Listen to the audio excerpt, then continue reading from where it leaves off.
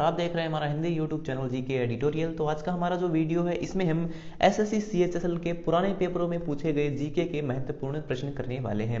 इस वीडियो में हम जो है 100 प्रश्न डिस्कस करेंगे। इसके अलावा आप पीडीएफ को भी डाउनलोड कर सकते हैं। तो अब चलिए शुरू करते हैं वीडियो को बिना ज्यादा समय लिए। तो सबसे पहला प्रश्न है, इनमें से टीन का प्रतीक क्या है? तो टीन जो है वो एक धातु है, ठीक है। तो टीन का जो पीरियडिक टेबल होती है आपकी केमिस्ट्री के अंदर, साइंस के अंदर, तो जो पीरियडिक टेबल होती है उसमें जो है टीन का सिंबल होता है SN, ठीक है। यहाँ पर नीचे लिखा हुआ है SN, जिसका एटॉमिक नंबर होता है 50 और इसका गलनांक यानी कि मेल्टिंग पॉइंट होता है 231 डिग्री सेल्सियस। इसके अलावा यहाँ पर मैं आपको एक बात और बता देता हूँ कि जब आप इस पीडीएफ को डाउनलोड करेंगे, पीडीएफ के अंदर आपको जो है ऐसी 2 वेबसाइट के लिंक प्रोवाइड किए हैं हमने, जहां से आप जो ओरिजिनल क्वेश्चन पेपर्स को डाउनलोड कर सकते हैं। यानी कि 2009 से लेकर अब तक के जितने भी क्वेश्चन पेपर हुए हैं सीएचएसएल के, उन सभी क्वेश्चन पेपर को आप वहां से डाउनलोड कर सकते हैं और आप इन दिए गए प्रश्नों से उन क्वेश्चन पेपर को मिलान करके देख सकते हैं, क्योंकि हमने यहां पर जितने भी प्रश्न लिए हैं वो सारे के सारे सीएचएसएल के पुराने पेपरों से ही लिए हैं। दूसरा प्रश्न है, भूटान का राष्ट्रीय खेल क्या है? तो भूटान का राष्ट्रीय खेल है आर्चरी यानी कि तीरंदाजी, ठीक है। तो इस प्रश्न का सही उत्तर है ऑप्शन ए। तीसरा प्रश्न है, कौन सा बैंक भारत में मुद्रा नोट को छापता है? तो भारत में मुद्रा यानी कि करेंसी को छापने का काम जो है आरबीआई करता है। तो इस प्रश्न का सही उत्तर है ऑप्शन डी, भारतीय रिजर्व बैंक जो है यानी कि रिजर्व बैंक ऑफ इंडिया जो है वो भारत में मुद्रा नोट छापने का काम करता है, जिसका हेडक्वार्टर मुंबई में है। लेकिन इसकी शुरुआत हुई थी 1 अप्रैल 1935 में और उस समय इसका हेडक्वार्टर था कोलकाता में। चौथा प्रश्न है, मुगल बादशाह शाहजहां ने अपनी पत्नी डैश की याद में ताजमहल बनवाया था? तो मुगल बादशाह शाहजहां ने ताजमहल बनवाया था और अपनी पत्नी की याद में बनवाया था। तो उनकी कौन सी पत्नी थी जिनकी याद में उन्होंने ये ताजमहल बनवाया था? तो इस प्रश्न का सही उत्तर है ऑप्शन बी, मुमताज महल जो कि उनकी पत्नी थी, उनकी याद में उन्होंने ताजमहल को बनवाया था। और ताजमहल के अलावा उन्होंने दिल्ली में स्थित जो लाल किला है उसे भी जो है शाहजहां ने बनवाया था।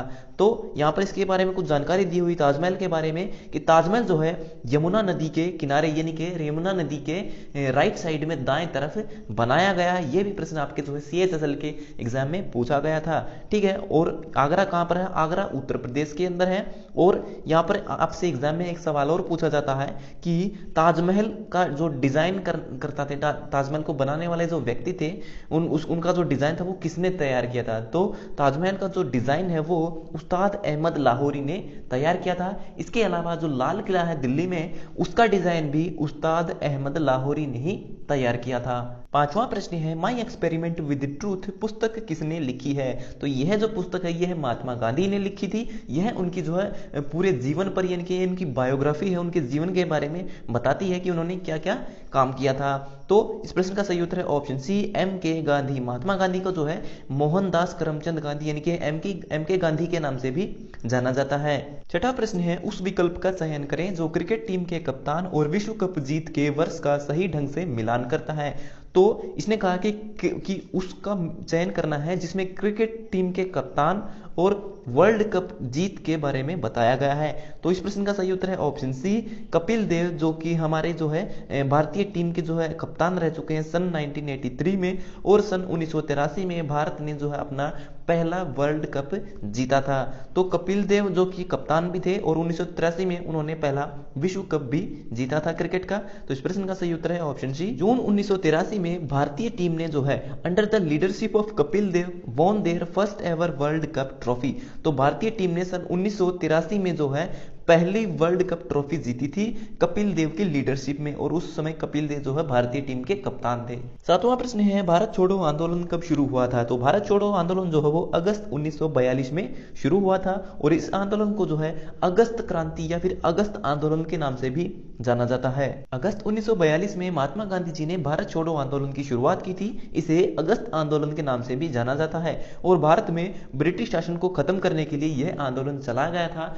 आठवां प्रश्न है, उस बल का नाम क्या है जिसे पृथ्वी सब वस्तुओं को अपनी ओर खींचती है? तो पृथ्वी सब वस्तुओं को अपनी ओर क्यों खींचती है? अपनी ग्रेविटी के कारण, जिसे हम गुरुत्वाकर्षण बल कहते हैं। तो इस प्रश्न का सही उत्तर है ऑप्शन डी। नौवां प्रश्न है, गुजरात की सीमा किस पड़ोसी देश के साथ में लगती है? तो गुजरात की जो सीमा है वह पाकिस्तान के साथ में टच होती है। 10वां प्रश्न है चीन के साथ सबसे लंबी सीमा निम्नलिखित में से किस राज्य के साथ लगती है? तो भारत का वह कौन सा राज्य है जो सबसे ज्यादा बॉर्डर चीन के साथ में शेयर करता है? तो वो है अरुणाचल प्रदेश, जो कि ऑप्शन ए आपका सही है। 11वां प्रश्न है वाल्मीकि रामायण का प्रमुख स्थान पंचवटी भारत के किस राज्य में स्थित है? तो पंचवटी वह स्थान है जहां से रावण ने माता सीता का हरण किया था, उनका किडनैप किया था। तो यह स्थान कहां पर है? यह स्थान आज के समय में महाराष्ट्र के अंदर है। 12वां प्रश्न है निम्नलिखित में से कौन सा राज्य नेपाल को भूटान से अलग करता है? तो नेपाल को भूटान से अलग करने वाला वह कौन सा राज्य है? तो नेपाल और भूटान जो दो अलग अलग देश हैं, तो इन दोनों देशों को सिक्किम जो राज्य है, सिक्किम जो कि एक भारतीय राज्य है, इन दोनों देशों को अलग करता है। इस मैप में हम अब तक के दिए गए सभी प्रश्नों को यहाँ पर देख लेते हैं। तो अभी अभी एक प्रश्न पूछा था कि कौन सा राज्य है जो नेपाल और भूटान को अलग करता है? तो यहाँ पर आप देख सकते हैं सिक्किम वह राज्य है जो नेपाल और भूटान को अलग अलग करता है और सिक्किम की राजधानी गंगटोक है। इसके अलावा एक प्रश्न था कि वह कौन सा राज्य है जो कि सबसे ज्यादा बॉर्डर चीन के साथ में शेयर करता है? तो वो है अरुणाचल प्रदेश। यहाँ पर आप देख सकते हैं यह चाइना, और चाइना के साथ में अरुणाचल प्रदेश सबसे ज्यादा बॉर्डर शेयर करता है। इसके अलावा एक और प्रश्न आपके जो है CHSL के एग्जाम में पूछा गया था कि गुजरात जो है वह भारत का कि कौन सा राज्य ऐसा है जो पाकिस्तान के साथ में बॉर्डर टच करता है? तो गुजरात जो टच करता है, अभी प्रश्न आया था। इसके अलावा राजस्थान, पंजाब और जम्मू कश्मीर, ये सभी जो है पाकिस्तान के साथ में हमारे जो है बॉर्डर को टच करते हैं भारत के साथ में। इसके अलावा एक और प्रश्न आपसे पूछा जाएगा कि भारत का सबसे छोटा राज्य कौन सा है जिसकी सबसे कम सीमा जो है समुद्र के साथ में टच होती है? तो सबसे कम जो समुद्र सी पोर्ट है वह गोवा का है। गोवा का जो पोर्ट है वो सबसे छोटा है। और एक और प्रश्न आपसे जो है इस CHSL के एग्जाम में पूछा गया था कि वह भारत का कौन सा राज्य है जिसकी सबसे लंबी बॉर्डर जो है समुद्र के साथ में टच होती है, यानी कि सी पोर्ट सबसे लंबा है? तो वो है गुजरात। गुजरात की जो बॉर्डर है वो समुद्र के साथ में सबसे ज्यादा लंबी है।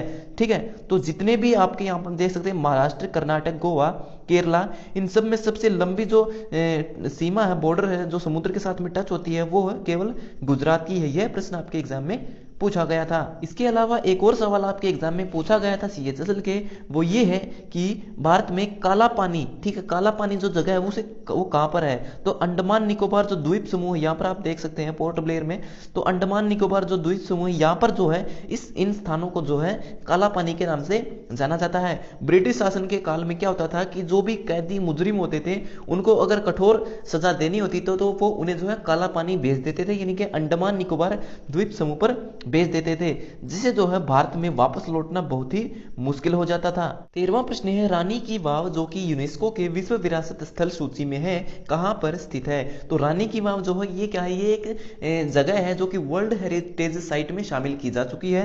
ठीक है, तो ये जो जगह है ये कहां पर है? ये जगह ये गुजरात में है। गुजरात में तो रानी की वाव असल में है क्या? रानी की वाव जो आपने देखा हो राजस्थान में जैसे बावड़ी होती है, ठीक है, यानी कि जमीन के अंदर जो है एक कुआं बनाया जाता है, एक सीढ़ीदार कुआं जिसे हम बावड़ी कहते हैं, तो उसे हम जो रानी की वाव भी कहते हैं, जो कि कहां पर है?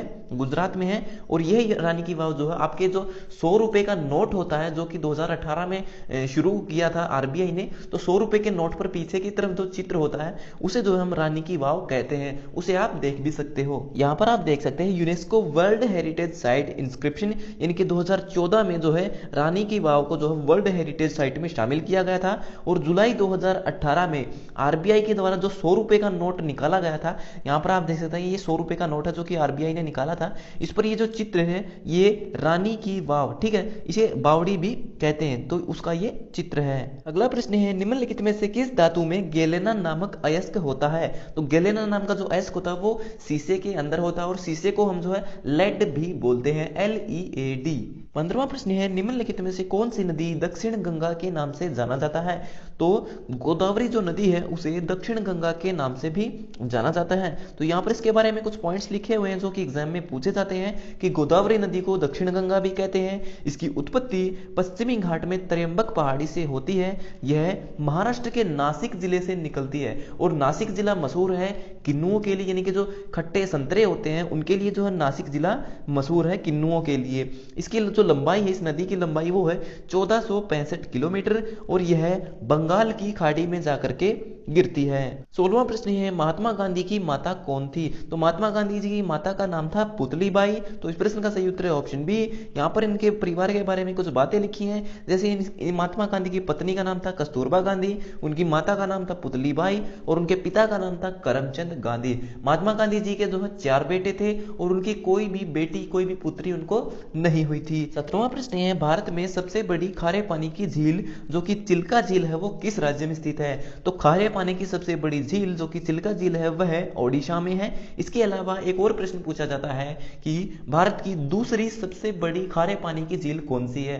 तो जो सांबर झील है जो कि राजस्थान में है, सांबर झील जो है भारत की दूसरी सबसे बड़ी खारे पानी की झील है। 18वां प्रश्न है भगत सिंह, सुखदेव और राजगुरु को फांसी कब दी गई थी? तो 23 मार्च 1931 को इन तीनों को जो है फांसी की सजा दी गई थी। इनके बारे में यहाँ पर कुछ पॉइंट्स लिखे हुए हैं जो कि एग्जाम में पूछे जाते हैं। सबसे पहला पॉइंट है कि 17 दिसंबर 1928 को लाला लाजपत राय की मौत का बदला लेने के लिए भगत सिंह, सुखदेव और राजगुरु ने अंग्रेज पुलिस अधिकारी जेपी सैंडर्स की हत्या की थी और इसी हत्या के आरोप में इन तीनों को जो है फांसी की सजा दी थी ब्रिटिश शासन ने। दूसरा प्रश्न है फांसी के वक्त भगत सिंह की जो उम्र थी वो थी 24, राजगुरु की 23 और सुखदेव की जो उम्र थी वह थी 24 साल। तीसरा पॉइंट है जेल में अपने अधिकारियों की लड़ाई के लिए यानी कि अपने अधिकारों की, ठीक है, यहाँ पे अधिकारियों लिखा हुआ, अधिकारों गलत है, यहाँ पे लिखा है कि जेल में अपने अधिकार, ठीक है, अपने अधिकारों की लड़ाई के लिए भगत सिंह ने अपने साथियों के साथ 64 दिन की भूख हड़ताल की थी और यह जो भूख हड़ताल है 64 दिन की, यह है अब तक का विश्व रिकॉर्ड है। अब तक किसी भी क्रांतिकारी ने इतने दिनों तक जो है भूख हड़ताल नहीं की है, यह भी एक रिकॉर्ड है और एग्जाम में पूछा जाता है। 19वां प्रश्न है जापान की मुद्रा क्या है? तो जापान में जो है येन जो मुद्रा है वह चलती है और चाइना में चलती है युआन। इसके अलावा जो डॉलर है वो आप जानते हैं यूएस यानी कि अमेरिका में चलता है। तो इस प्रश्न का सही उत्तर है ऑप्शन बी, येन जो मुद्रा है वह जापान की मुद्रा है। 20वां प्रश्न है असहयोग आंदोलन कब से कब तक चलाया गया था? तो इस प्रश्न का सही उत्तर है ऑप्शन बी, सितंबर 1920 से लेकर फरवरी 1922 के बीच महात्मा गांधी तथा भारतीय राष्ट्रीय कांग्रेस के नेतृत्व में असहयोग आंदोलन को चलाया गया था। 21वां प्रश्न है भूमध्य रेखा यानी जिसे हम विषुवत रेखा भी कहते हैं निम्नलिखित में से किस देश से नहीं गुजरती है?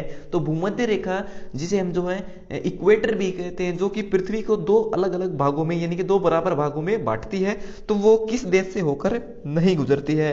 तो इस प्रश्न का सही उत्तर है ऑप्शन बी, मैक्सिको वह देश है जहां से कर्क जो कि भूमध्य रेखा वो नहीं गुजरती है, लेकिन जो कर्क रेखा है वो मैक्सिको देश से होकर गुजरती है। इसके अलावा केनिया, इंडोनेशिया और ब्राजील इन तीनों देशों से आपकी जो भूमध्य रेखा वह गुजरती है और कर्क रेखा नहीं गुजरती है। और जो भूमध्य रेखा वह भारत से होकर भी नहीं गुजरती है, भारत से सिर्फ और सिर्फ कर्क रेखा गुजरती है, वो भी भारत के 8 राज्यों से होकर गुजरती है। इस इमेज में आप देख सकते हैं ये जो बीच में लाइन है इसे इक्वेटर कहते हैं, ये आपकी विषुवत रेखा जिसे हम भूमध्य रेखा कहते हैं, और ये जो ऊपर की तरफ है ये आपकी जो है कर्क रेखा, यहाँ पर आप देख सकते हैं भारत से होकर गुजर रही है और यहाँ पर आप देख सकते हैं यहाँ पर मैक्सिको से होकर ये गुजरती है। और सबसे नीचे जो लाइन है यहाँ पर आप देख सकते हैं ये जो कलर है, इस कलर में सबसे लास्ट में जो पॉइंट है ये आपकी मकर रेखा है। यहाँ पर आप देख सकते हैं हमने जो यहाँ पर एक ट्रिक लिखी है जिसके माध्यम से आप याद कर सकते हैं कि भूमध्य रेखा जो है दुनिया के किन किन देशों से होकर गुजरती है। तो भूमध्य जो रेखा है,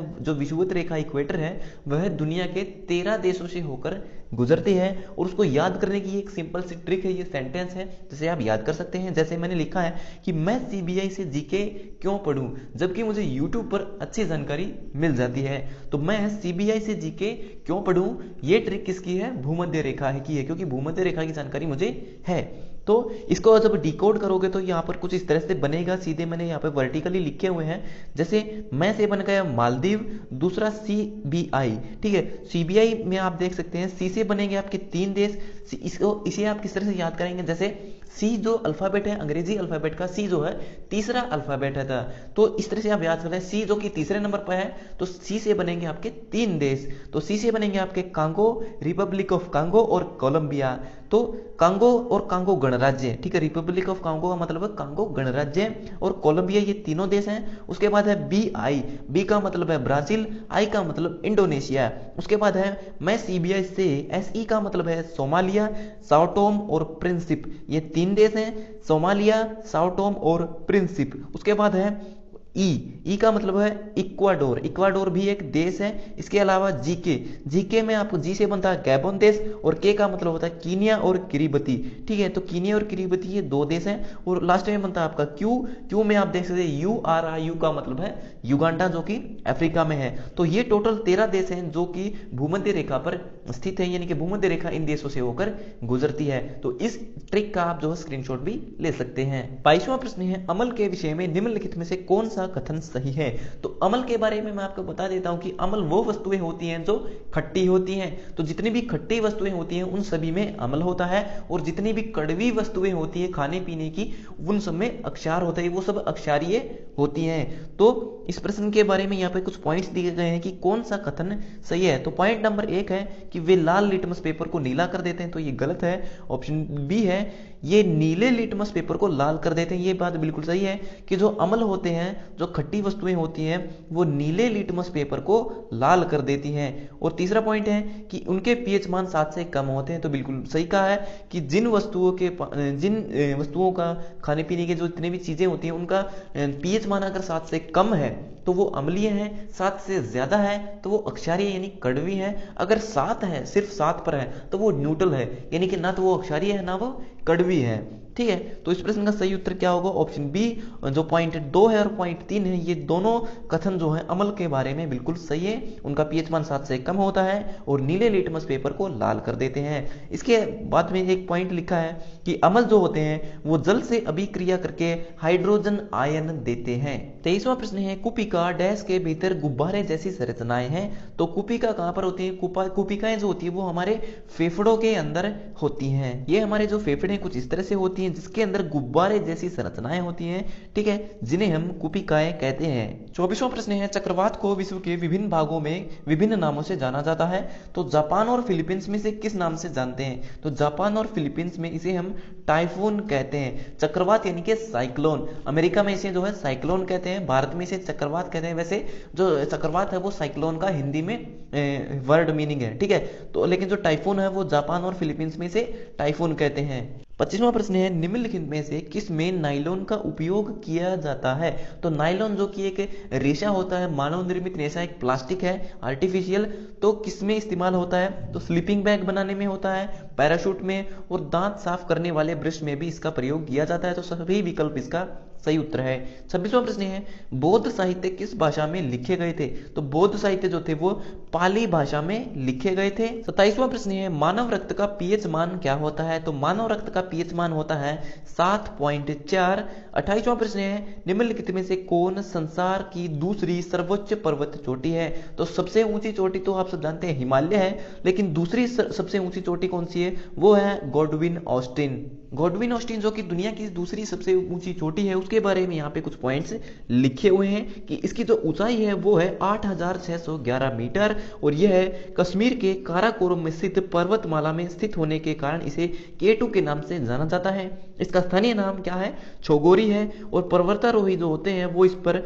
जून से अगस्त महीने के बीच में चढ़ाई करते हैं। सर्दी के मौसम में आज तक इस पर कोई भी पर्वतारोही जो है चढ़ाई नहीं कर पाया है, क्योंकि इस पर चढ़ना बहुत ही मुश्किल है। इतना मुश्किल है कि माउंट एवरेस्ट से भी ज्यादा खतरनाक माना जाता है। इसीलिए जो आपकी गॉडविन ऑस्टिन जो कि दूसरी सर्वोच्च ऊंची पर्वत चोटी है, उसे किलर पीक भी कहते हैं। और यह कहाँ है, ये पीओके में, यानी कि पाक ऑक्यूपाइड कश्मीर, यानी कि पाकिस्तान अधिकृत जो क्षेत्र है जो कि भारत का एरिया है उसमें स्थित है। 29वां प्रश्न है सोडियम कार्बोनेट का दूसरा नाम क्या है। तो सोडियम कार्बोनेट का दूसरा नाम है धोने का सोडा।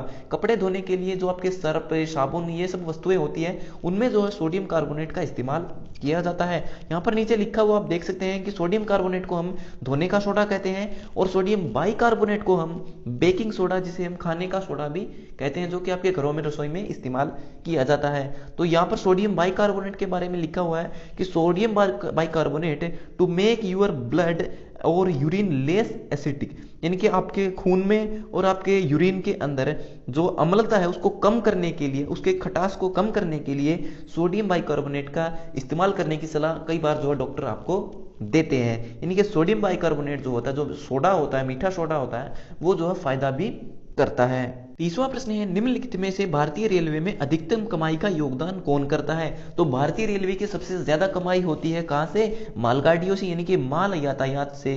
ठीक है, तो ऑप्शन बी यहां पर आपका सही है। 31वां प्रश्न है लंबाई की दृष्टि से चीन की सबसे लंबी नदी कौन सी है। तो यांगजी नदी जो है वो चीन की सबसे लंबी नदी है। इसके अलावा यांगजी नदी एशिया की भी सबसे लंबी नदी है और यह दुनिया की तीसरी सबसे लंबी और पूरी तरह से एक देश के भीतर बहने वाली दुनिया की सबसे लंबी नदी भी मानी जाती है। इसकी लंबाई 6300 किलोमीटर है। 32वां प्रश्न है निम्नलिखित में से प्राकृतिक रेशा कौन सा है।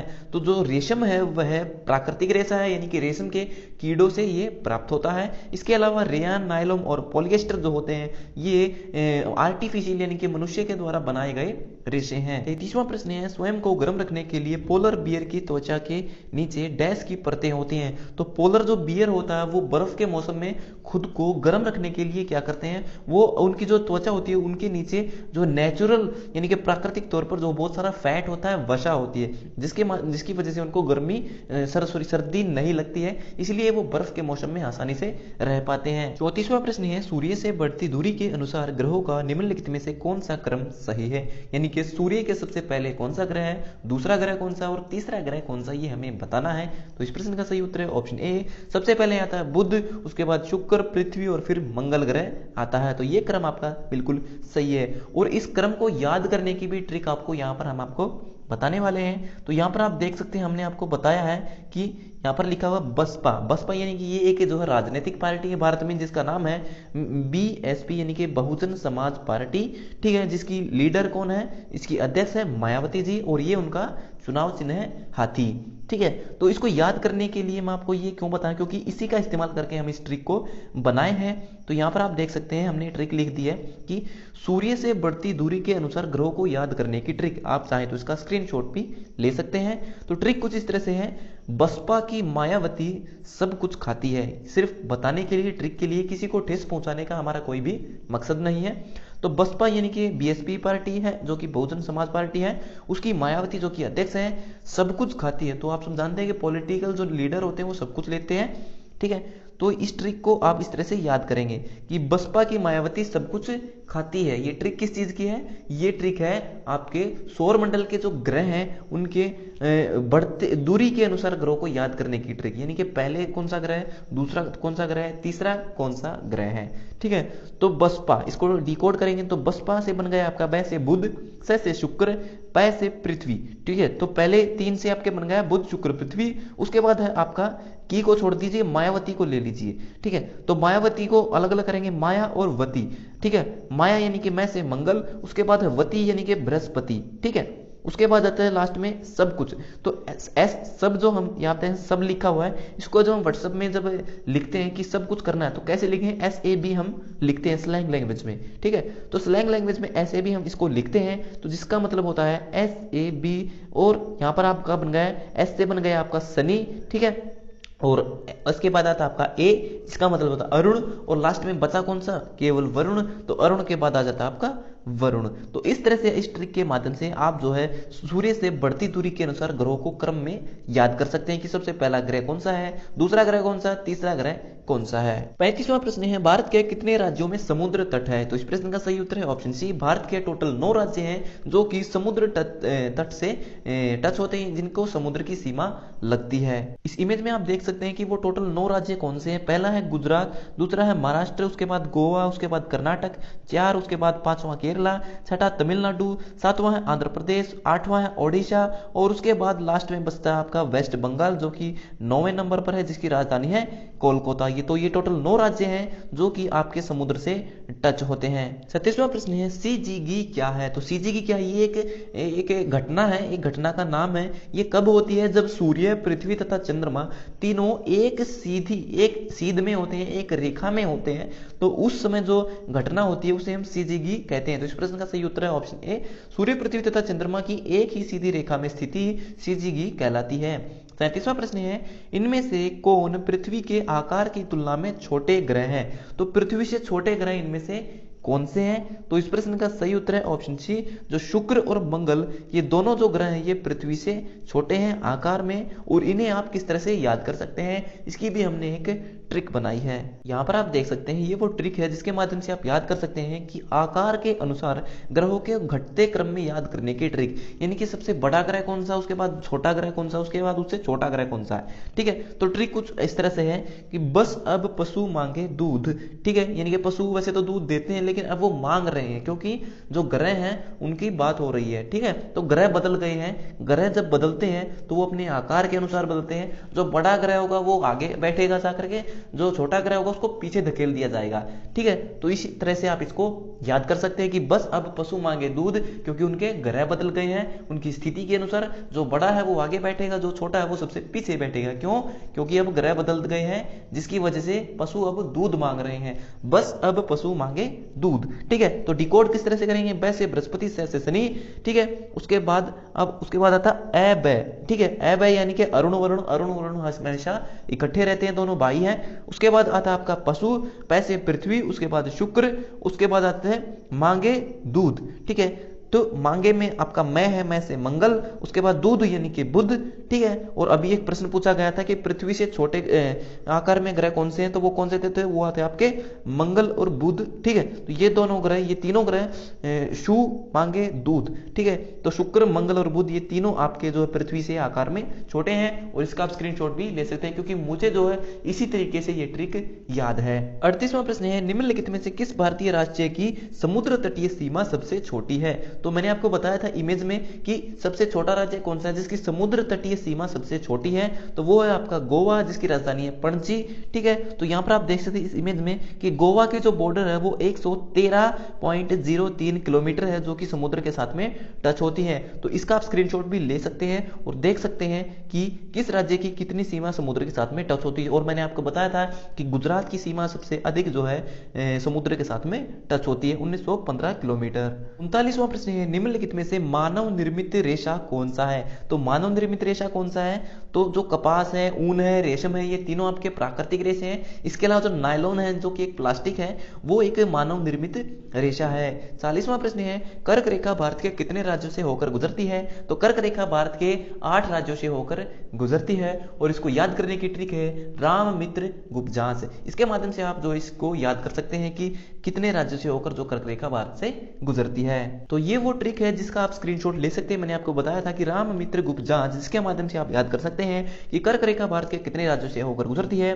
राम से बनता है आपका राजस्थान, मध्य प्रदेश, मित्र से बनता है आपका मिजोरम और त्रिपुरा, गुप्तजांच से बनता है आपका गुजरात, पश्चिम बंगाल, झारखंड और छत्तीसगढ़। तो ये टोटल 8 राज्य है जिनसे होकर कर्क रेखा गुजरती है। तो ये इस वीडियो में बताई गई कुछ ट्रिक्स हैं जिनका अगर आप इस्तेमाल करते हैं तो एग्जाम में आपके नंबर बिल्कुल भी नहीं कटेंगे। 41वां प्रश्न है, स्वतंत्रता से पूर्व कौन सा भारतीय क्षेत्र काला पानी के नाम से जाना जाता है? तो मैंने आपको बताया था कि अंडमान निकोबार जो द्वीप समूह है उसे जो है काला पानी के नाम से जाना जाता है, क्योंकि वो जो है भारत से बहुत दूर है लेकिन भारत का हिस्सा है। 42वां प्रश्न है, मनुष्य में ऊर्जा का स्रोत डैश है? तो मनुष्य को ऊर्जा कहां से मिलती है? तो हमें जो ऊर्जा है वो भोजन से मिलती है, तो सही उत्तर है ऑप्शन सी। 43वां प्रश्न है, सौर मंडल का सबसे बड़ा उपग्रह निम्नलिखित में से कौन सा है? तो जो गैनीमेड है वह सौर मंडल का सबसे बड़ा उपग्रह है, जिसे सौर मंडल का सबसे बड़ा चंद्रमा भी कहते हैं। ठीक है, इसके अलावा पृथ्वी का उपग्रह है चंद्रमा, और पृथ्वी और चंद्रमा के बीच की दूरी कितनी है? 3,84,000 किलोमीटर। 44वां प्रश्न है, सामान्यतः धातुएं डैश होती हैं? तो धातुएं कैसी होती हैं? धातुएं कठोर होती हैं, वो तन्य भी होती हैं, और वो आघात वर्धनीय भी होती हैं। आघात वर्धनीय का मतलब होता है कि उनको पीट पीट कर चादर के रूप में फैलाया जा सकता है। तन्य का मतलब है कि उनको तारों के रूप में खींचा जा सकता है। और ऊष्मा का कुचालक, ये बात बिल्कुल गलत है। धातुएं ऊष्मा की सुचालक होती है, उनमें से हीट जो है प्रवाहित की जा सकती है, वो गर्म हो जाती है। ठीक है, तो इस प्रश्न का सही उत्तर कौन सा होगा? 1 और 2 पॉइंट जिसमें सही है, यानी कि ऑप्शन ए यहाँ पर आपका सही है। 45वां प्रश्न है, गर्म वायु। तो गर्म वायु कैसी होती है? तो गर्म वायु जो होती है वो ठंडी हवा से हल्की होती है, इसीलिए वो ऊपर की तरफ उठती है। इसका एग्जांपल मैं आपको बता देता हूँ। इस प्रश्न का जो सही उत्तर है वो है ऑप्शन सी, कि ठंडी वायु से तो हल्की होती है, इसलिए जो गर्म है वो ऊपर की तरफ उठती है हवा। तो यहाँ पर आप देख सकते हैं ये क्या है? ये एक हॉट एयर बलून है। इस तरह के बलून आपने देखे होंगे उड़ते हुए। उनमें क्या होता है कि इनमें जो है एक तरह का गैस ब्लोवर होता है, इसके अंदर की जो हवा होती है उसको गर्म किया जाता है, जिसके माध्यम से ये ऊपर की तरफ उठता है और जब इसकी हवा धीरे धीरे ठंडी होती है तो ये जमीन की तरफ वापस नीचे आने लगता है। इस इमेज में आप देख सकते हैं इस तरह से जो है इस गुब्बारे के नीचे की तरफ जो है एक ब्लोवर लगा होता है, जिससे जो है इसके अंदर जो है आग छोड़ी जाती है, ठीक है, जिसके माध्यम से इसके अंदर की हवा गर्म होती है और ये ऊपर की तरफ उठता है, जिससे इसके अंदर लोग जो बैठ करके वो सवारी कर सकते हैं। 46वां प्रश्न है, माचिस की तीली के सिरे पर क्या लगाया जाता है? तो माचिस की जो तिल्ली होती है उसके सिरे पर लाल फास्फोरस लगाया जाता है। 47वां प्रश्न है, निम्न में से किसका ज्वलन ताप सबसे कम है? तो जो पेट्रोल होता है उसका ज्वलन ताप सबसे कम होता है, यानी कि सबसे कम तापमान पर वह आग को पकड़ लेता है। और पेट्रोल के समान दूसरा कौन सा ऐसा तत्व होता है जिसका ज्वलन ताप पेट्रोल के बराबर होता है? तो वो होता है आपका केरोसिन, यानी कि जो मिट्टी का तेल होता है उसका ज्वलन ताप और पेट्रोल का जो ज्वलन ताप है वो एक समान होता है। 48वां प्रश्न है, दो अक्षांश रेखाओं के बीच की दूरी कितनी होती है? दो अक्षांश रेखाएं होती हैं उनके बीच की दूरी होती है 111 किलोमीटर। 49 क्वेश्चन है, गुर्दे की पथरी डैश से बनी होती है? तो गुर्दे की जो पथरी होती है वो कैल्शियम ऑक्सलेट से बनी होती है। 50वां प्रश्न है, फिनलैंड की राजधानी क्या है? तो फिनलैंड की राजधानी है हेलसिंकी, जो कि ऑप्शन बी आपका सही है। और यहाँ पर जो करेंसी है वो चलती है यूरो, और जो ताशकंद है वह उज्बेकिस्तान की राजधानी है। इसके अलावा जो डबलिन है वह किसकी है? वह आयरलैंड की राजधानी है। 51वां प्रश्न है, अजातशत्रु डैश का बेटा था? तो अजातशत्रु जो है वह बिंबिसार का पुत्र था। और अजातशत्रु को जो है इसलिए भी जाना जाता है क्योंकि अजातशत्रु ने अपने पिता बिंबिसार की हत्या कर दी थी राजनीतिक गद्दी हासिल करने के लिए। 52वां प्रश्न है, NaHCO3 का रासायनिक सूत्र है? तो NaHCO3 किसका रासायनिक सूत्र है? यह जो है यह है बेकिंग सोडा, ठीक है, यानी कि जो खाने का सोडा होता है, सोडियम बाइकार्बोनेट जिसे हम कहते हैं, उसका एक रासायनिक सूत्र है। 53वां प्रश्न है, पानी में से ठोस पदार्थ को प्राप्त करने की सबसे किफायती विधि कौन सी है?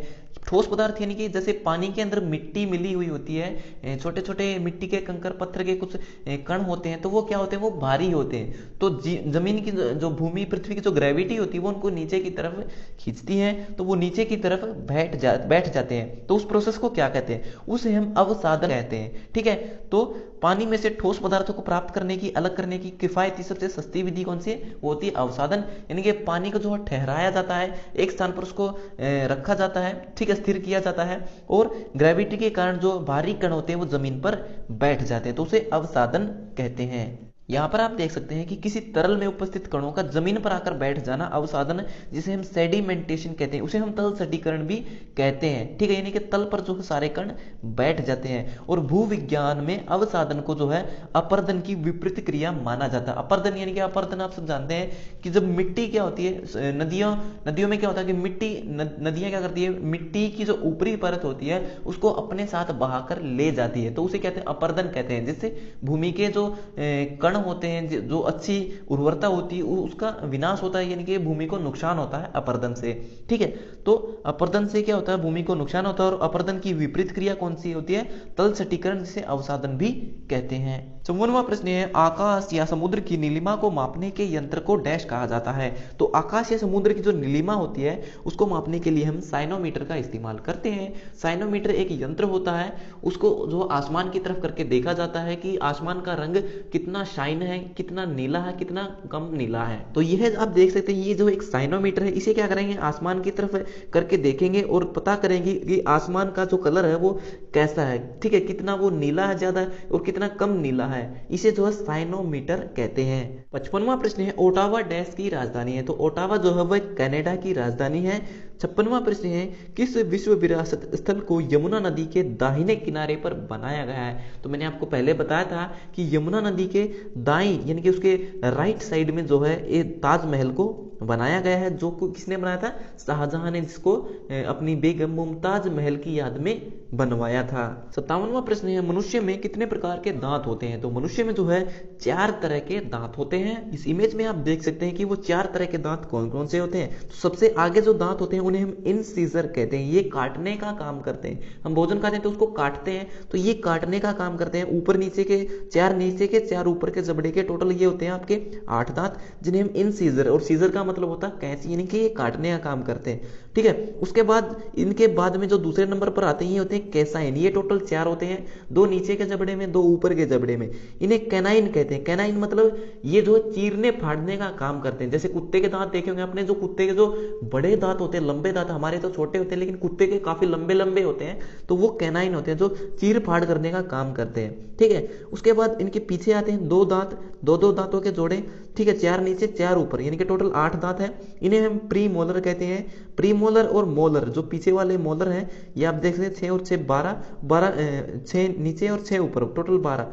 ये बाकी के पीछे के जो दांत होते हैं प्री मोलर और मोलर, ये भोजन को चबाने का काम करते हैं। 58वां प्रश्न है, यूएस के $50 के नोट पर किसका चित्र है? तो अमेरिका में जो $50 का नोट होता है उस पर यूलिसिस एस ग्रांट नाम के एक व्यक्ति का चित्र है। यह अमेरिका के 18वें प्रेसिडेंट रह चुके हैं। यहाँ आप देख सकते हैं, यह अमेरिका के अंदर जो है $50 का एक नोट है, जो कि जिस पर जो चित्र बना वो है यूलिसिस एस ग्रांट, और यह व्यक्ति अमेरिका के 18वें प्रेसिडेंट रह चुके हैं यूएस के। 59 क्वेश्चन है, अचानक किसी गतिविधि के दौरान किस अमल के निर्माण के कारण हमारी पेशियों में ऐंठन होना होता है?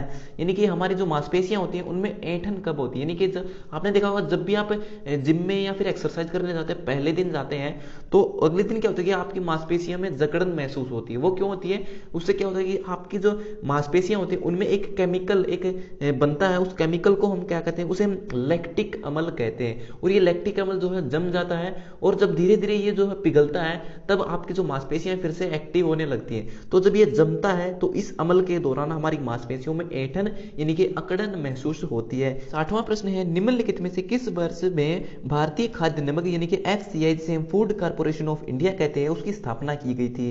तो 14 जनवरी 1965, यानी कि ऑप्शन जो सी है यहाँ पर आपका सही है। 14 जनवरी 1965 को जो है FCI की स्थापना की गई थी, और इसका हेडक्वार्टर कहां पर है? दिल्ली में है, यानी कि नई दिल्ली में इसका हेडक्वार्टर है। 61वां प्रश्न है, कैरिका पपाया डैश का वैज्ञानिक नाम है? तो नाम में पता चल रहा है पपाया यानी कि पपीता, तो कैरिका पपाया जो है पपीते का एक वैज्ञानिक नाम है। और बहुत सारे जो है वैज्ञानिक नाम आपसे एग्जाम में पूछे जाते हैं, यहाँ पर मैंने लिखे हुए हैं। ये सभी नाम आपके जो है प्रीवियस ईयर के जो CHSL के पेपर हुए थे उनमें पूछे गए थे, तो मैंने उन सबको यहाँ पर लिख दिया। आप इनका स्क्रीनशॉट भी ले सकते हैं कि तुलसी का रासायनिक नाम क्या है? ओकिमम सेक्टम। नीम बंबू यानी कि बांस, और मैंगो यानी कि आम, एप्पल सेब, पामाग्रेट यानी कि अनार, ठीक है। उसके बाद है पाइन एप्पल यानी अनानास, और लास्ट में गवावा यानी कि अमरूद, ठीक है। तो इनको आप याद कर लीजिए, ये आपके जो है एग्जाम में अब तक के एग्जाम में पूछे जा चुके हैं। 62वां प्रश्न है, जब डैश की कमी होती है तब पेशियां थक जाती है? तो हमारी मांसपेशियां कब थकती हैं? जब उनके अंदर ATP की कमी हो जाती है। तो ATP होता क्या है? जैसे बाइक के अंदर हम पेट्रोल डालते हैं, उसी तरह हमारे शरीर को काम करने के लिए जो है ATP की जरूरत होती है, ठीक है। तो ATP का मतलब होता है एडिनोसाइन ट्राइफॉस्फेट, ठीक है। यहां पर हम नीचे देख सकते हैं, इसकी डेफिनेशन लिखी हुई है, adenosine triphosphate ATP capture chemical energy obtained from the breakdown of food molecules, यानी कि जो हम भोजन खाते हैं उसको छोटे छोटे मॉलिक्यूल्स में तोड़ते हैं और उसको ATP के रूप में कन्वर्ट करते हैं। क्योंकि आप जानते हैं कि भोजन जो है एज इट इज तो हमारे काम नहीं आता, उसको जो कार्बोहाइड्रेट के रूप में कार्ब्स में तोड़ना पड़ता है, ग्लूकोज में तोड़ते हैं। तो ग्लूकोज में तोड़ने के बाद वो पैकेट क्या होते हैं? ATP के रूप में बन जाते हैं, ठीक है। And release it to fuel other cellular process, यानी कि हमारे शरीर की जितनी भी कोशिकाएं होती है सेलुलर, उनके अंदर जो भी प्रोसेस होता है, जो भी मांसपेशियों में जो भी काम होता है, उनके काम में इसे फ्यूल यानी कि ईंधन के तौर पर यूज किया जाता है, जिसे हम ATP कहते हैं। तो ATP क्या होते हैं? हमारे शरीर में स्टोर होते रहते हैं, जब हमें इनकी जरूरत होती है तब हम इसका इस्तेमाल कर लेते हैं। 63वां प्रश्न है, पृथ्वी के वायुमंडल की सबसे बाहरी परत कौन सी है? तो जो एक्सोस्फीयर है वह पृथ्वी के वायुमंडल की सबसे बाहरी परत है, जहां पर सैटेलाइट्स को छोड़ा जाता है। तो यहाँ पर इस इमेज में भी आप देख सकते हैं कि सबसे पहले आती है ट्रोपोस्फियर, जिसमें आपके वायुयान चलते हैं। उसके बाद स्ट्रेटोस्फियर, मेसोस्फियर, थर्मोस्फीयर और एक्सोस्फीयर जो कि सबसे बाहरी है। 64वां प्रश्न है चाणक्य किसके प्रमुख सलाहकार थे? तो चाणक्य जो थे वह चंद्रगुप्त मौर्य के दरबार में जो है क्या थे, एक महामंत्री थे। और चाणक्य को जो है कौटिल्य के नाम से भी जाना जाता है। और ये क्या थे, इन्होंने जो है नंद वंश के शासकों का नाश करने के लिए चंद्रगुप्त मौर्य की सहायता की थी। 65वां प्रश्न है मानव जाति के सुनने की सीमा क्या है? तो मनुष्य की जो सुनने की कैपेसिटी है वो कितनी है? तो मनुष्य जो है 20 से लेकर 20,000 हर्ट्ज जो ध्वनि होती है, 20,000 हर्ट्ज तक की जो ध्वनि है, साउंड है, उसको सुन सकता है। इससे अधिक की ध्वनि मनुष्य, अधिक जो हर्ट्ज की ध्वनि है उसको मनुष्य नहीं सुन सकता है। 66वां प्रश्न है भारत की लोकसभा में कौन से राज्य की सबसे अधिक सीटें हैं? तो कौन सा राज्य ऐसा है जिसकी लोकसभा में सबसे अधिक सीटें हैं? तो उत्तर प्रदेश वह राज्य है जिसमें लोकसभा की सबसे ज्यादा सीटें हैं। तो उत्तर प्रदेश में टोटल जो है 80 लोकसभा की सीटें हैं, यहाँ पर नीचे की तरफ आप देख सकते हैं। और महाराष्ट्र में 48, एमपी यानी मध्य प्रदेश में 29 और बिहार में जो है टोटल 40 लोकसभा की सीटें हैं। 67वां प्रश्न है कबड्डी की एक टीम में खिलाड़ियों की संख्या होती है? तो कबड्डी की किसी भी जो टीम होती है, कबड्डी की जो टीम होती है उसमें किसी भी एक टीम में जो है टोटल 7 खिलाड़ी होते हैं। तो यहाँ पर हमने एक स्क्रीनशॉट भी लिया है, एक टेबल बनाई है जिसका आप स्क्रीनशॉट भी ले सकते हैं कि किस खेल में खिलाड़ियों की संख्या कितनी होती है। तो क्रिकेट और फुटबॉल में 11-11, हॉकी में भी 11, बास्केटबॉल में 5, बेसबॉल 9, वॉलीबॉल में 6, कबड्डी में 7, खो खो में 9। तो इनका आप स्क्रीनशॉट ले सकते हैं, ये भी आपके एग्जाम में पूछे जाते हैं। 68वां प्रश्न है मनस वन्य जीव अभ्यारण्य डैश में है? तो जो मनस नेशनल पार्क है वह कहां पर है? तो यह जो नेशनल पार्क है ये असम में है। और इसकी एक शानदार ट्रिक है जिसके माध्यम से आप याद कर सकते हैं कि असम में कौन कौन से वन्य जीव अभ्यारण्य है जो कि आपके एग्जाम में पूछे जाते हैं। तो इसकी एक ट्रिक है मन ने मेरी सुनता काजी के रंगों में रंग बुनता। ये ट्रिक अभी आपको बताते हैं। ये वो ट्रिक है जिसे आप याद कर सकते हैं, मतलब एक कविता की तरह है, मन ने मेरी सुनता काजी के रंगों में रंग बुनता। और इनके ऊपर आप देख सकते हैं 1, 2, 3, 4 ये क्या है, ये सुपर स्क्रिप्ट कर दिए मैंने ताकि आपको समझने में आसानी हो कि मन का मतलब क्या है, मेरी का मतलब क्या है। तो मन यानी कि मनस नेशनल पार्क, मेरी यानी कि नामेरी नेशनल पार्क, काजी यानी कि काजीरंगा नेशनल पार्क, और रंग का मतलब है ओरंग नेशनल पार्क। ये मोस्ट इंपॉर्टेंट नेशनल पार्क है जो कि असम से पूछे जाते हैं, लेकिन सबसे ज्यादा मनस नेशनल पार्क को ही पूछा जाता है। 69 क्वेश्चन है इनमें से कौन सा एक भारतीय बैंक नहीं है? तो एक्सिस बैंक, एचडीएफसी, आईसीआईसीआई ये तीनों आपके भारतीय, लेकिन जो एचएसबीसी बैंक है वह भारतीय बैंक नहीं है। ठीक है, जिसका हेडक्वार्टर कहां पर है? लंदन यानी कि यूके में है। और जो एक्सिस बैंक है, एचडीएफसी बैंक है, आईसीआईसीआई बैंक है, इनका हेडक्वार्टर कहां पर? इनका हेडक्वार्टर मुंबई में है। तो एचएसबीसी जो बैंक है ये एक विदेशी बैंक है। 70 क्वेश्चन है हमारे संविधान के अनुसार भारत डैश है? तो भारत क्या है? भारत एक लोकतांत्रिक देश है। इसके अलावा भारत एक धर्मनिरपेक्ष राष्ट्र भी है। धर्मनिरपेक्ष का मतलब होता है कि धर्मनिरपेक्षता का अर्थ है कि किसी के धर्म का विरोध नहीं करना, बल्कि सभी को अपने धार्मिक विश्वासों एवं मान्यताओं को पूरी आजादी से मानने की छूट देता है। यानी कि यहाँ पर कोई भी व्यक्ति किसी भी धर्म को मान सकता है, किसी भी धर्म का प्रचार कर सकता है। धर्मनिरपेक्षता जो होती है वह राज्य में उस व्यक्ति का भी सम्मान होता है जो किसी भी धर्म को नहीं मानता। यानी कि अगर आप किसी धर्म से जुड़े हुए नहीं है, किसी भी धर्म को नहीं मानते हैं, तो भी आपका सम्मान किया जाता है भारत देश में। 71 क्वेश्चन है लाल किला जो कि दिल्ली में है उसको किसने बनाया था? तो लाल किला बनाया था शाहजहां ने। इसके अलावा जो आपका आगरा यानी कि उत्तर प्रदेश में जो ताजमहल है उसे भी शाहजहां ने बनवाया था।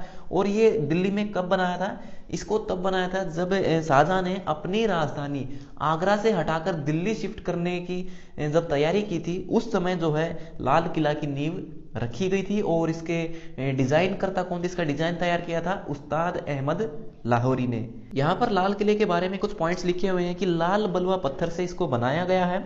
इस किले को 5वें मुगल शासक शाहजहां ने बनवाने की, जो शाहजहां है वह 5वें मुगल शासक थे। और इस किले को लाल किला क्यों कहते हैं? क्योंकि इसकी जो दीवारें हैं वो लाल रंग की हैं। ठीक है, और यहाँ पर आप देखिए कि ताजमहल और लाल किला दोनों को शाहजहां ने बनवाया है। और इसके आर्किटेक्ट कौन है, डिजाइन करता कौन है? उस्ताद अहमद लाहौरी हैं। 72 क्वेश्चन है इनमें से भारतीय राष्ट्रीय गान कौन सा है? तो भारतीय राष्ट्रीय गान कौन सा है? जन गण मन जो है आपका भारतीय राष्ट्रगान है जिसके ऑथर है, जिसके लेखक है रविंद्रनाथ टैगोर, ठीक है। और भारतीय संविधान सभा ने जन गण मन को हिंदुस्तान के राष्ट्रीय गान के रूप में 24 जनवरी 1950 को अपनाया था। ये डेट भी आपसे पूछी जाती है। 73 क्वेश्चन है, गांधी जी ने कानून की पढ़ाई कहां से की थी? तो महात्मा गांधी जी ने कानून की पढ़ाई यूके यानी कि यूनाइटेड किंगडम से की थी, ठीक है। और यूके में कहां से की थी? यूनिवर्सिटी ऑफ लंदन से की थी। 74 क्वेश्चन है, मधुमेह होने का कारण है? तो मधुमेह कब होता है? तो मधुमेह हमें यानी कि जो शुगर बीमारी होती है वो तब होती है जब हमारे शरीर में इंसुलिन का प्रोडक्शन कम हो जाता है। इंसुलिन एक हार्मोन है, जब वो हमारे शरीर में बनना बंद होता है तो हमें मधुमेह यानी कि शुगर होने के प्रॉब्लम्स बढ़ जाती हैं। तो इसीलिए जो मधुमेह के रोगी होते हैं उनको इंसुलिन का इंजेक्शन दिया जाता है। 72 क्वेश्चन है, निम्नलिखित में से कौन किसी परमाणु के केंद्रक के अंदर स्थित होते हैं? तो किसी भी परमाणु के केंद्रक के अंदर प्रोटॉन और न्यूट्रॉन दोनों होते हैं। तो ऑप्शन ए यहाँ पर आपका सही है। यहाँ पर आप देख सकते हैं कि किसी भी परमाणु के केंद्रक में प्रोटॉन होते हैं और न्यूट्रॉन होते हैं। इसके अलावा एग्जाम में एक सवाल भी पूछा जाता है कि इलेक्ट्रॉन की खोज किसने की, प्रोटॉन की खोज किसने की, न्यूट्रॉन की खोज किसने की, ठीक है। तो इसकी एक सिंपल सी ट्रिक है, ईंट पर नाच, और इसके बारे में आप पहले से जानते भी होंगे।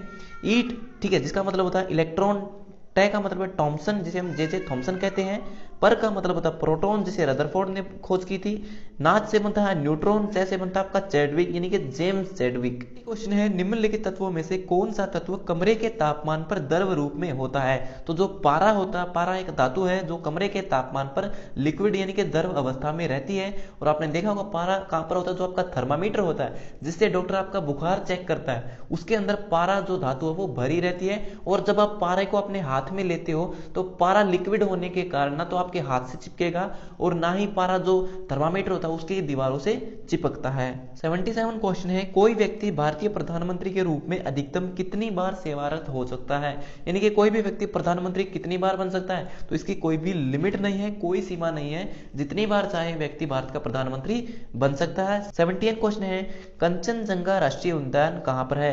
तो कंचनजंगा जो राष्ट्रीय उद्यान है वो सिक्किम में है। इसकी एक सिंपल सी ट्रिक है कि कंचे सिर्फ बच्चे खेलते हैं, तो कंचे और सी, कंचे यानी कि कंचनजंगा सी से बनकर सिक्किम। यहाँ पर आप देख भी सकते हैं मैंने लिखा हुआ कि कंचे सिर्फ बच्चे खेलते हैं, तो कंचे से आपके कंचनजंगा, सी से यानी कि सिक्किम। बड़े जो व्यक्ति होते हैं वो कंचे नहीं खेलते हैं। 79 क्वेश्चन है, जैन धर्म का सबसे महत्वपूर्ण आधारभूत सिद्धांत क्या है? तो सबसे महत्वपूर्ण जो आधारभूत सिद्धांत है वो है अहिंसा।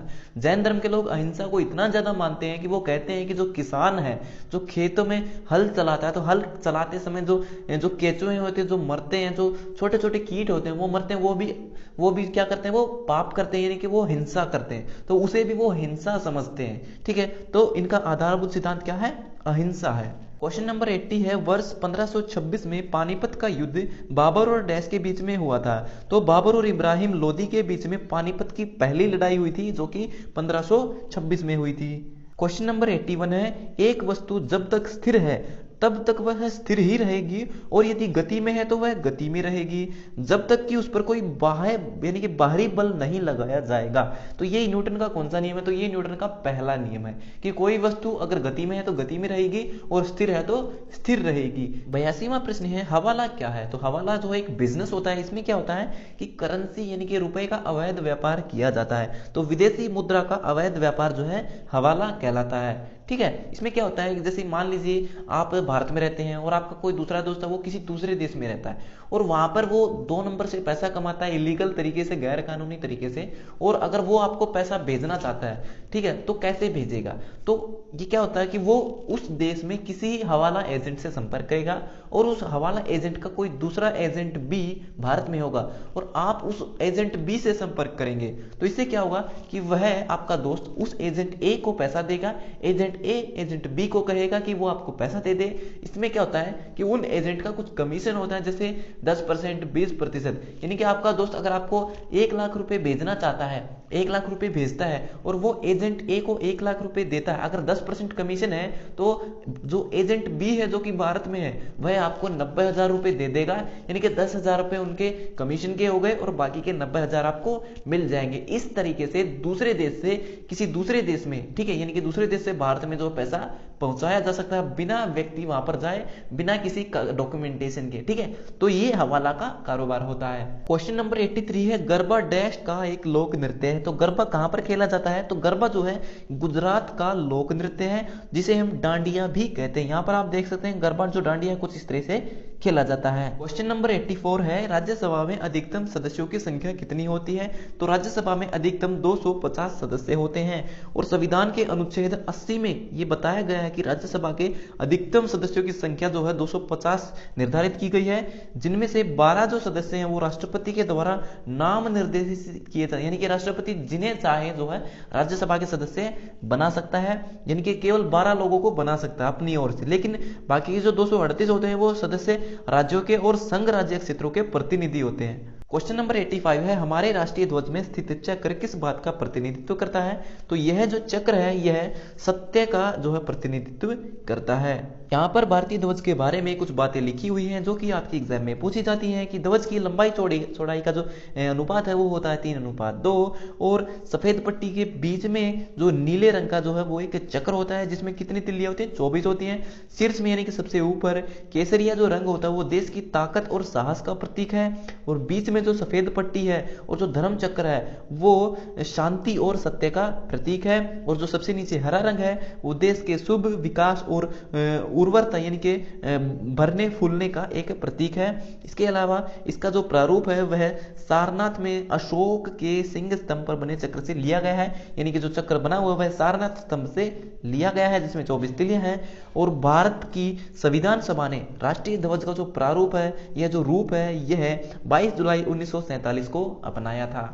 क्वेश्चन नंबर 86 है, इलेक्ट्रिक ट्रोम का डैश द्वारा आविष्कार किया गया था। तो इलेक्ट्रिक ट्रोम होती क्या है? इस इमेज में आप देख सकते हैं ये एक इलेक्ट्रिक ट्रोम है। आपने देखा होगा कि विदेशों में जब शूटिंग होती है फिल्मों में तो वहां पर सड़कों पर चलने वाली छोटी छोटी ट्रेन होती है, यानी कि ये बस के साइज की, यानी केवल एक डब्बा होता है, ठीक है, उसमें सवारी चढ़ती है, ठीक है, इधर से उधर जाती रहती है। तो वो जो सड़कों पर चलने वाली जो ट्रेन होती है वो क्या होती है? वो इलेक्ट्रॉनिक ट्रोम कहलाती है, जिन्हें हम ट्रैम भी कहते हैं और स्ट्रीट कार भी कहते हैं। तो इसको किसने बनाया था? इसको बनाया था फ्योदोर पिरोत्स्की ने, यानी कि ऑप्शन ए यहाँ पर आपका सही है। क्वेश्चन नंबर 87 है कि सबसे गर्म ग्रह का नाम बताइए। तो ऑप्शन जो बी है यहाँ पर आपका सही है।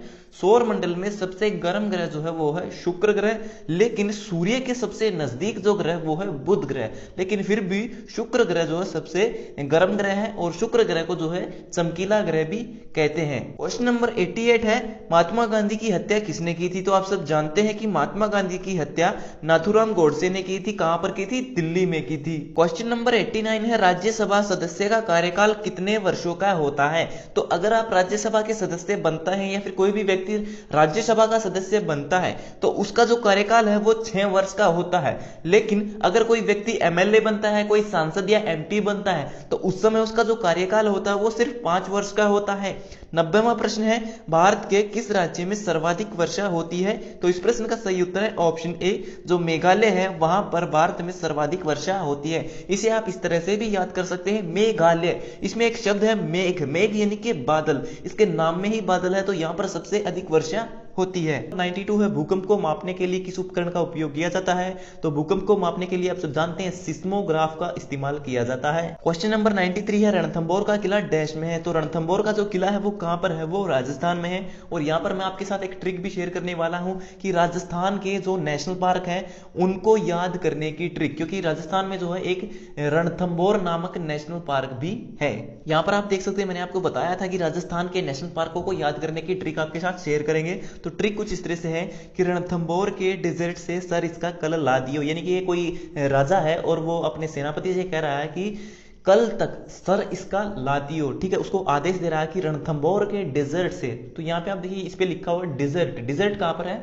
डेजर्ट का मतलब होता है रेगिस्तान, और भारत में रेगिस्तान कहां पर है? सिर्फ राजस्थान में है। तो इससे ये बात तो तय हो गई कि रणथंबोर के डेजर्ट, यानी कि ये जो ट्रिक है ये राजस्थान से रिलेटेड है और रणथंबोर का किला भी राजस्थान में है और रणथंबोर जो नेशनल पार्क है वो भी राजस्थान में है। तो इसने कहा कि रणथंबोर के डेजर्ट से सर इसका कल ला दियो, यानी कि कल सर इसका ला दियो, ठीक है, सर मंगवाया है उसका किसी का कि ठीक है। उसके बाद ऑप्शन यहाँ पर आपने के डेजर्ट, के डेजर्ट का मतलब है डेजर्ट नेशनल पार्क और सर इसका का मतलब होता है सर इसका नेशनल पार्क। कललादियो का मतलब है किलोलादियो नेशनल पार्क। ठीक है, तो ये 4 नेशनल पार्क है जो कि राजस्थान में है और सबसे इंपॉर्टेंट है और आपके एग्जाम में पूछे जाते हैं। क्वेश्चन नंबर 94 है, हमारे सौरमंडल का सबसे निकटतम तारा कौन सा है? तो यहाँ पर जो सबसे निकटतम तारा है वो कौन सा है? वो है प्रोक्सिमा सेंचुरी। वैसे देखा जाए तो सौरमंडल में जो सूर्य है वो भी एक तारा है, लेकिन अगर आपसे कई बार एग्जाम में ये भी पूछा जाता है कि पृथ्वी के सबसे निकटतम तारा कौन सा है, तो वो है सूर्य। लेकिन अगर आपसे पूछ लिया जाए कि सूर्य के बाद दूसरा निकटतम तारा कौन सा है, तो सूर्य के बाद जो दूसरा निकटतम तारा है वो है प्रोक्सिमा सेंचुरी। क्वेश्चन नंबर 95 है, गेटवे ऑफ इंडिया को निम्नलिखित में से किसने डिजाइन किया था? तो बनाया नहीं था, सिर्फ डिजाइन किया था। तो इस प्रश्न का सही उत्तर ऑप्शन सी, जॉर्ज विटेट नाम के व्यक्ति ने जो है गेटवे ऑफ इंडिया को डिजाइन किया गया था।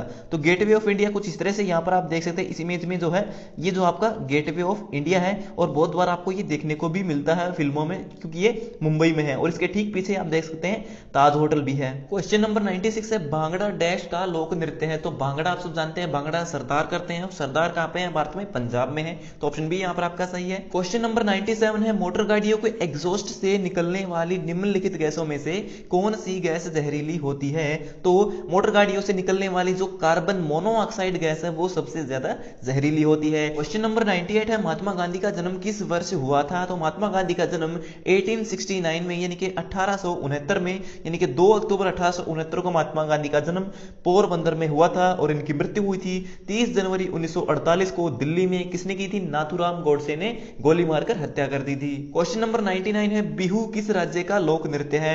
तो बिहू जो है वो असम राज्य का लोक नृत्य है और इसकी भी यहां पर आपके सामने हम एक ट्रिक लेकर के आए हैं कि असम के लोक नृत्यों को याद करने की ट्रिक। ठीक है, ट्रिक कुछ इस तरह से है कि असम की बहू नमक से खेले, ये ट्रिक है। यहां पर आप देख सकते हैं असम के लोक नृत्य, तो यहां मैंने आपको बताया था कि असम की बहू नमक से खेले, ये ट्रिक है, मुझे इसी तरह से याद है। ठीक है, अब इसको डिकोड करेंगे तो कैसे करेंगे? सबसे पहले लिखा असम, यानी कि ये ट्रिक है असम की। ठीक है, उसके बाद है बहू, तो सबसे ज्यादा जो पूछा जाता है असम का लोक नृत्य वो है बिहू, बहू का मतलब है बिहू। उसके बाद है नमक, नमक को डिकोड करेंगे 3 यहाँ पे लोक नृत्य बने। ठीक है, न से नाग नृत्य, दूसरा है नागा डांस और नट पूजा। नटराज जैसे आपने देखा होगा, नटराज जो एक शिव की मूर्ति होती है, जब वो डांस करते हैं तो वो नट पूजा कहलाती है। ठीक है, उसके बाद है मैं यानी कि महारास, उसके बाद कै का मतलब है कपिल कली गोपाल, उसके बाद है नमक से खेले। ठीक है, से खेले, तो से और खेले तो अलग अलग वर्ड है। से का मतलब सत्रिया, खेले का मतलब खेल गोपाल। क्वेश्चन नंबर 100 है, बांधवगढ़ राष्ट्रीय उद्यान किस राज्य में है? तो बांधवगढ़ जो राष्ट्रीय उद्यान है वो कहां पर है? वो आपका मध्य प्रदेश में है। इसको भी याद करने की ट्रिक यहां पर हम आपके लिए लेकर के आए हैं, क्योंकि मध्य प्रदेश में जो है बहुत सारे नेशनल पार्क है और उनको याद करने की जो है यहाँ पर आपको 2 ट्रिक दी जाएंगी। यहाँ पर सबसे पहली ट्रिक है कि कान्हा ने खाया पान और माधव ने फसल उगाई। ये है मध्य प्रदेश के नेशनल पार्कों को याद करने की ट्रिक नंबर 1। ठीक है,